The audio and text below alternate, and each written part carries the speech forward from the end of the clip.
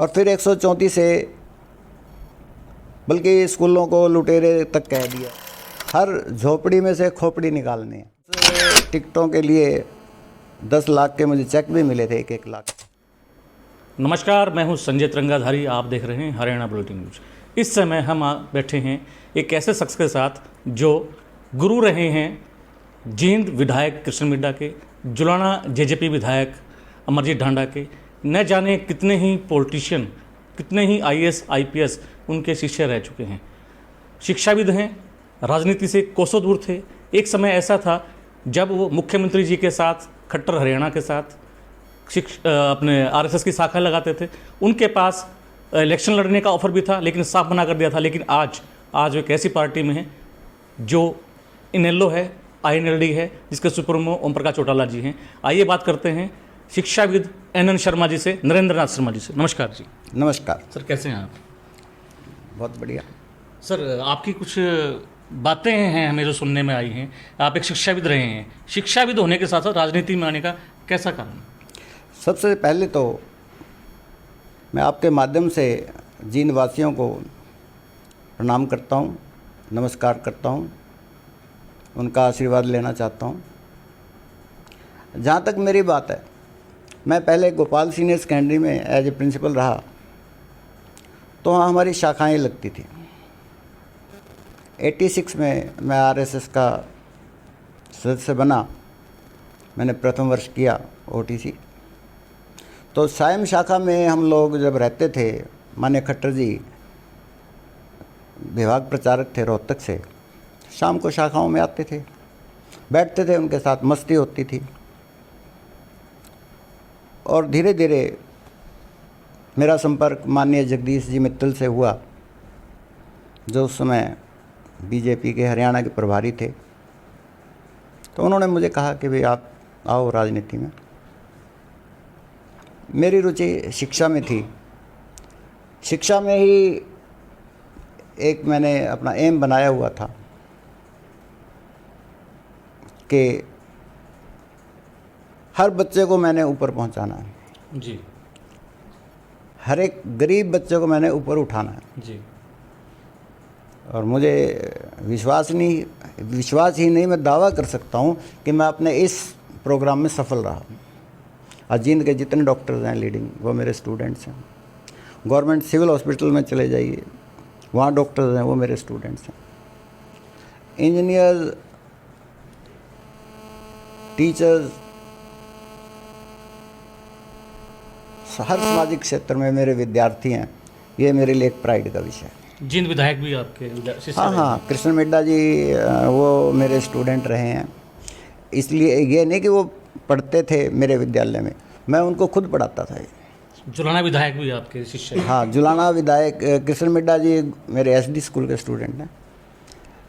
जुलाना के विधायक अमरजीत ढांडा जी महर्षि विद्या मंदिर में मेरे स्टूडेंट रहे हैं, बल्कि वो तो मेरे बेटे के साथ पढ़े हैं, आशुतोष जी के साथ। राजनीति से आप कोसों दूर थे। एक समय ऐसा भी आया था जब आपको राजनीति में आने का ऑफर दिया गया था और आपको टिकट भी देने की तैयारियां थी, लेकिन आपने साफ मना कर दिया था। बिल्कुल। जब माननीय पंडित श्यामलाल जी को टिकट दी गई थी, तब मुझे भी ऑफ़र मिला था कि आप आइए। मैंने उनको मना किया।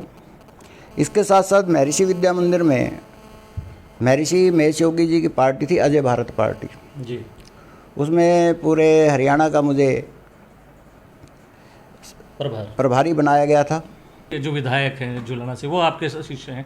क्या ये मजबूत नहीं है, या अभी खट्टर साहब के पास मजबूती नहीं है, आपने उनके साथ शाखाएं लगाई? अभी आप अपने वो प्रतिनिधि टिकट वगैरह बांटिए उनको। मैंने बिल्कुल मना किया था उनको। बल्कि हिसार कंस्टिट्यूंसी से फिर हमने परमिंदर सरदार जी होते थे हमारे, परमिंदर जी यहाँ से पटियाला चौक से, उनको चुनाव लड़ाया था और वो तीसरे स्थान पे रहे थे। चौधरी वीरेंद्र सिंह के साथ दूसरे स्थान पे थे, ये तीसरे स्थान पे थे।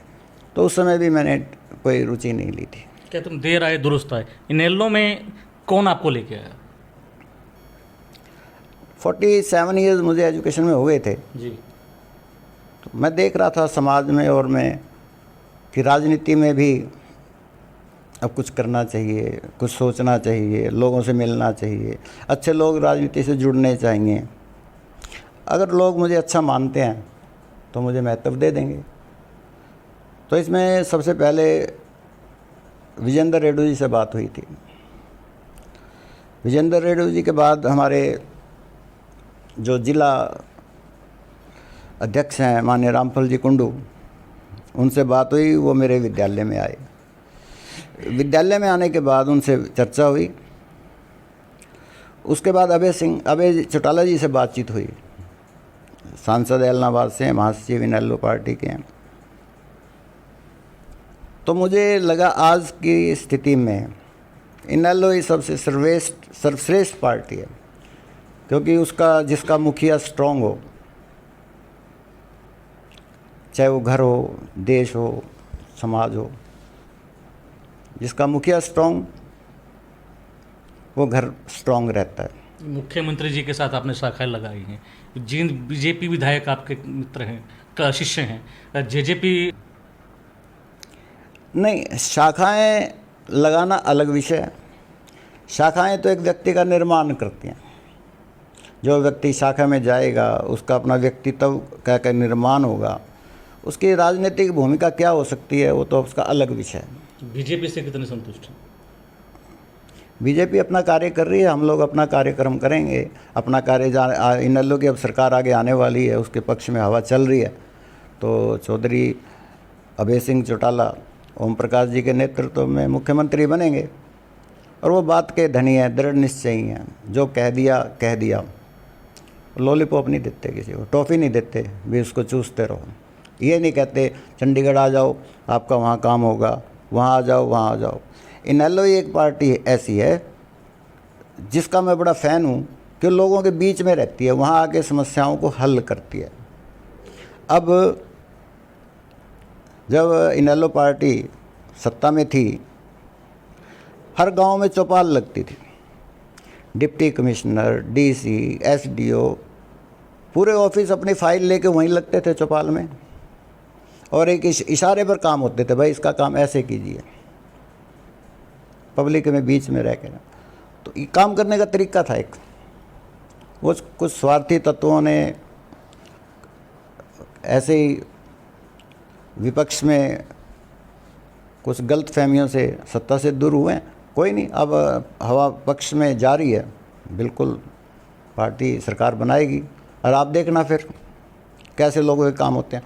अब कांग्रेस की सरकार हो चाहे बीजेपी की हो, कोई काम ये नहीं पता काम करेगा कौन, किससे काम करवाना है। और फिर चंडीगढ़ आ जाओ, यहाँ आ जाओ, वहाँ रैली है वहाँ आ जाओ। लोगों की फुटबॉल बना रखी है। तो आप देखो, आप खुद पत्रकार हो, आप देखिए ग्राउंड में। आप एक शिक्षाविद हैं। 134A को ख़त्म कर दिया गया, इसको आप सही मानते हैं, गलत मानते हैं? कैसा निर्णय है सरकार का? नहीं, सबसे पहले तो 134A को थोपना ही गलत था जी। प्राइवेट स्कूल्स एक समाज सेवा कर रहे हैं, और सरकार ने प्राइवेट स्कूल को इतना बदनाम कर दिया है। अब बताइए, एक बेरोज़गार व्यक्ति जिसको रोज़गार नहीं मिला या सरकार से रोज़गार उसने नहीं लिया, 2-4 कमरे बना के अपना स्कूल शुरू करता है। वो धीरे धीरे 1-1, 2-2 कमरे बनाता है। गवर्नमेंट से तो नहीं कुछ मांग रहा वो और लोगों को भी रोज़गार दे रहा है। फीस निर्धारित कर दी, इससे ज़्यादा आप बढ़ा नहीं सकते। 134A थोप दिया, इन बच्चों को पढ़ाओ। खुद टेस्ट लेते हैं डिपार्टमेंट। अब जो लोग 134A के आ रहे हैं, 10-10 लाख की गाड़ियों में बैठ कर आते हैं। उनकी घरों में 2-2 मंजिल मकान हैं उनके। वो 134A के फॉर्म भरते हैं। हमारे विद्यालयों में किसी भी बच्चे को भेजने से पहले सरकार को कंफर्म करना चाहिए कि इसकी इनकम क्या है। RTE और है? RTE हमारे सेंटर की स्कीम है। पहले तो RTE लागू हुई थी जी, लेकिन हरियाणा सरकार ने 134A कर दिया फिक्स, कहा कि हम इसके 400-500 रुपये गाँव में, 700 रुपये शहर में ऐसे देंगे 8वीं तक। जी। आज तक तो पैसे मिले नहीं किसी को, 5-6 साल से पढ़ा रहे हैं। 9वीं 10वीं की कक्षाओं की फ़ीस अब तक निर्धारित नहीं हुई कि कितनी फ़ीस मिलेगी। सरकार इतने बड़े बड़े प्रोजेक्ट तो चला रही है, गरीबों के बच्चे घूम रहे हैं, उनको एडमिशन नहीं मिल रहा, स्कूल वाले एडमिशन नहीं दे रहे, हम लोग एडमिशन नहीं दे रहे, सरकार के पास जा रहे हैं, DO ऑफिस, BO ऑफिस, उन पर प्रॉपर गाइडलाइन नहीं है, तो गरीबों के साथ मजाक है। इससे अच्छा तो सरकार उनके गरीबों के अकाउंट्स में पैसे भेज दे जी। कि किसी भी स्कूल में पढ़ो। ये निर्धारित फ़ीस कर दी भाई, हमने 1000 रुपये, 800 रुपये, 700 रुपये जो गरीब है उसके अकाउंट में भेज दो। वो किसी एक और पार्टी हरियाणा में उभर के आ रही है, आम आदमी पार्टी। आपकी पार्टी किस तरीके से आम आदमी पार्टी का मेयर के चुनाव में सामना कर पाएगी? हर व्यक्ति को अपना चुनाव लड़ने का, अपनी योग्यता दिखाने का अधिकार है। आप पार्टी आई, दिल्ली में अरविंद केजरीवाल लोगों को पसंद आए, उसकी नीतियां वहाँ पसंद आई होंगी पंजाब में, तो हरियाणा में